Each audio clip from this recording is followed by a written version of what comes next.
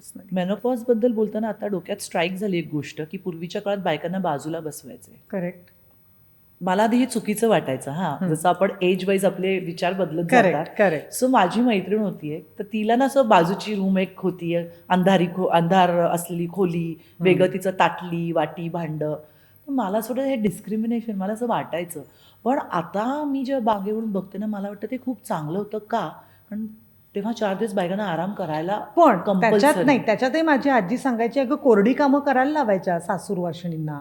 हो. तांदूळ निवडून दे, मग कपडे धुवून घे, आणि त्याच्यावर नंतर पाणी शिंपडायचं आणि वाळत घालायचं, हे पण केलंय. सो बेसिकली तो थॉट सुरू झाला Thought असेल चांगला आराम आहे. करण्यापासून. बरोबर. मला असं वाटतं 4 दिवस त्या बाईला आराम करावा आणि दुसरं चादर पांघरून वेगळं देत असतील, कारण त्या काळात काही पॅड्स आणि हे सगळं नव्हतं, तर खराब होण्याच्या अँगलनी असेल. सो बरोबर.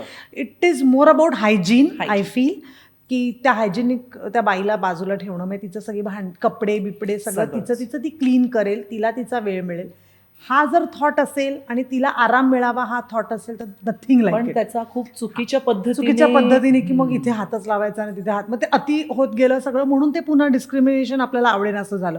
पण एक विचार कर, त्या बाईला 4 पिरियड झाल्यानंतर गावाला 4 दिवस सुट्टी असेल, ती बाई आराम करू शकत असेल, ती Absolutely. शांत. आणि तेव्हा खूप एकत्र फॅमिली होती, त्यामुळे त्या बाईला डाग पडले कपड्याला, तर ते सगळ्यांच्या दृष्टीने ऑकवर्ड त्या बाईला होऊ शकतं, म्हणून तिला बाजूला बसवत असेल. हा एक जर विचार असेल तर हा चांगला आहे. पण त्याच्यानंतर ह्या नको त्या गोष्टी ऍड केल्या, विच इज रॉंग, असं मला वाटतं. म्हणजे कधी कधी ना, आता मी जेव्हा मागे वळून बघते ना, म्हणजे आपल्याकडे कशा गुरुकुल सिस्टम आहे, त्याच्यानंतर गृहस्थाश्रम, वानप्रस्थाश्रम आणि संन्यास. सो आता मी ऍक्च्युली वानप्रस्थाश्रमात असल्यामुळे मला वाटतं की किती छान मांडणी करून ठेवली होती. Correct, पण sir, कदाचित आपल्याकडे येईपर्यंत ना ते फिल्टर झाल्या गोष्टी. आणि ते खूप विचित्र पद्धतीने फिल्टर होत गेल्या.